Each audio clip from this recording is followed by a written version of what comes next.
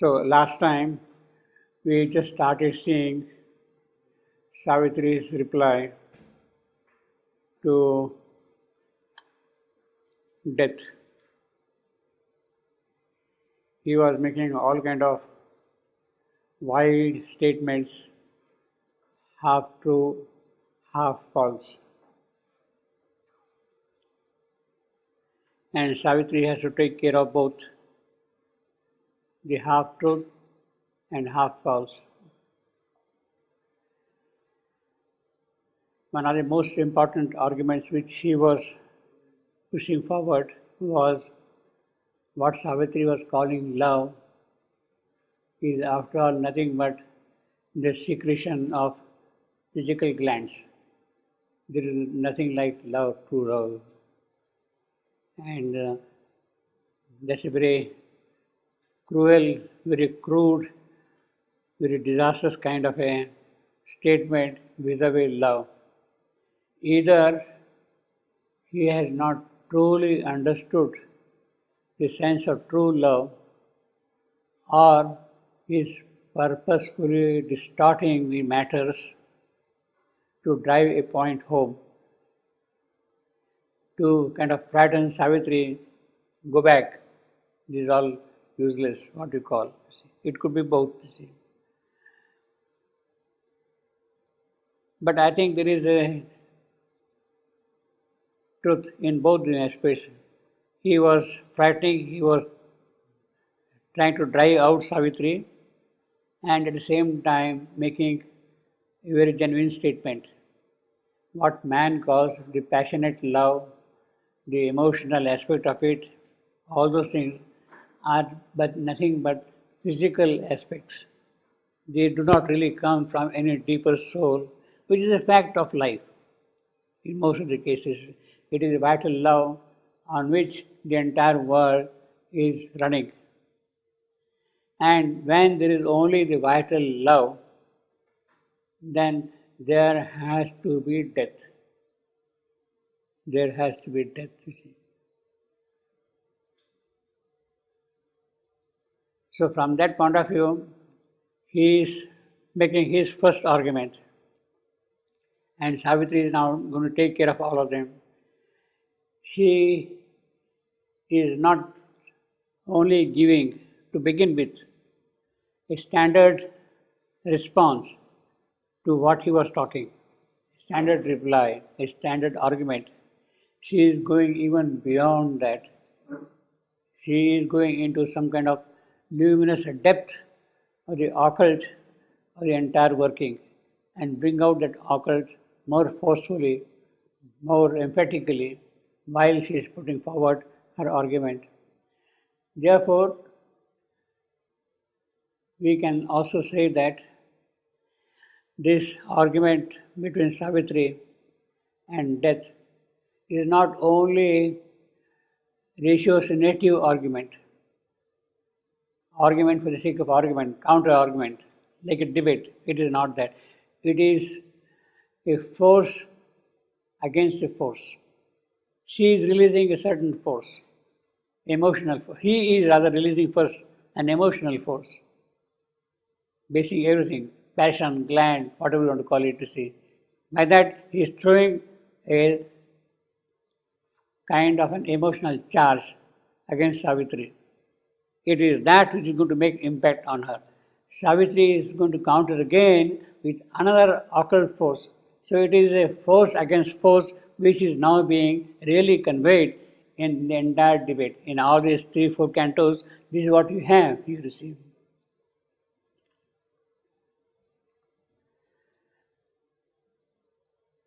So we'll quickly run through what we did last time. Even in all that life and man, even in all that life and man have marred, a whisper of divinity still is heard. A whisper of divinity is still heard. You are talking of emotional law, passion, vital instinct. But even behind the human emotion, even behind this passion, this vital relationship, there is the whisper of divinity. A little sound, if you are really careful, you could hear, yes, there is a sweetness, there is a joy, there is some kind of a merit in that relationship also.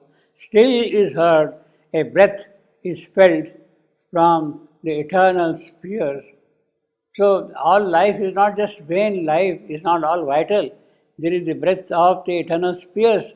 There is the whisper of divinity, even in human relationship. Now this is a very noble, very lofty argument Savitri is putting forward straight away, you see. A breath is felt from the eternal sphere, allowed by heaven, and wonderful to man, a sweet paradum the passion chants to love, a sweet paradum the passion chants to love. See, she has lifted up the whole poetry also suddenly, you see. In the rush of her argument, the poetry also gets lifted up, you see. And sweet paradum the passion chants to love. So is the fire it's not just human passion, a vital passion, there is a kind of a fire in that, and it lifts up to love, see, to metrically also this line is very beautiful. You see, okay, allowed, that is short long, I am, by hey, I am, and one short long, anapis. So you have got two I ams, one anapis, and then wonder, and then wonderful, Pyrrhic, and again an I am, man. So the meter also changes with that. The modulation of voice is also that, you see, while she's singing. Allowed by heaven and wonderful to man, a sweet paradum of passion chants to love. Now, see, there is always a difficulty in compound words like this, paradum. You will put, actually, if you take fire and rhythm separately, both are accented words. They receive full accent. If you take, but in the compound, there is a play there, and it depends how you modulate the word. You can emphasize one part or the other part. A sweet, that is straightforward. Fire rhythm of passion, or fire rhythm of passion. It makes a difference. Fire rhythm of passion. So it depends upon how you modulate the voice. I would prefer a sweet rhythm of passion chants to love. See, means I will combine. I will call this thing and I am fire rhythm. It's not fire rhythm. You see, if you pronounce fire rhythm, the whole quality is lost of the voice. A sweet rhythm of passion chants to love. The modulation is better in that sense, you see. In other words, this line is sweet, short, long, fire rhythm, short, long again, a passion, short, long, chants, again short, long, to love. In other words, this line is a purely iambic line, short, long, short, long, short, long. It goes on like that, you see. There is a hope, it is wide, infinite cry. So she is, because this is a fire rhythm of passion. It's not an ordinary vital passion. It is coming from some kind of a divine source. There is the Agni burning there, and that Agni gives the divinity to the life instincts also, see.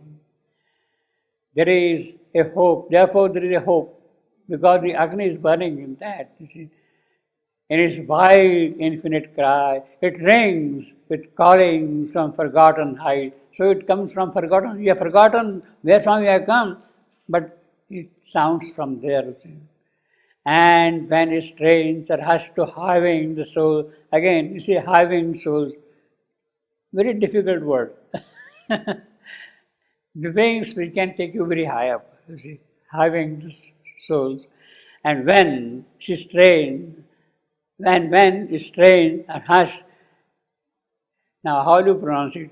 To high winged or to high winged souls?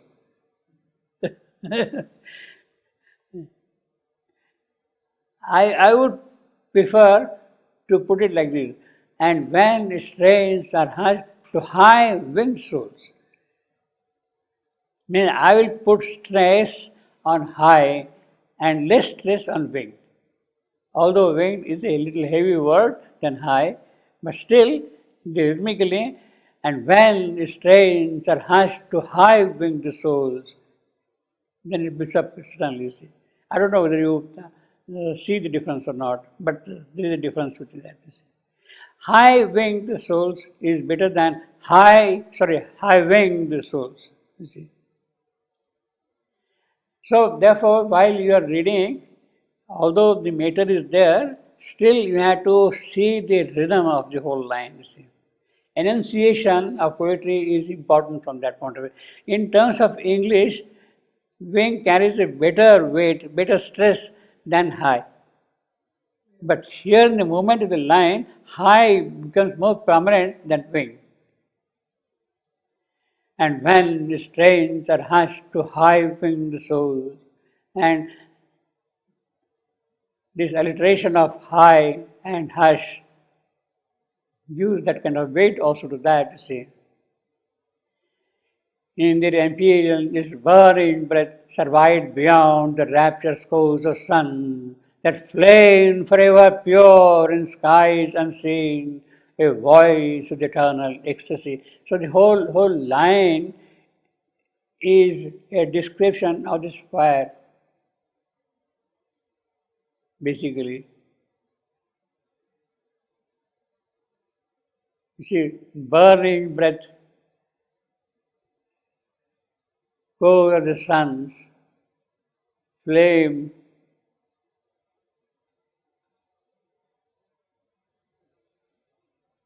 that fire is spiritual fire, that Agni is burning there, blazing in what you normally call simple human relationships.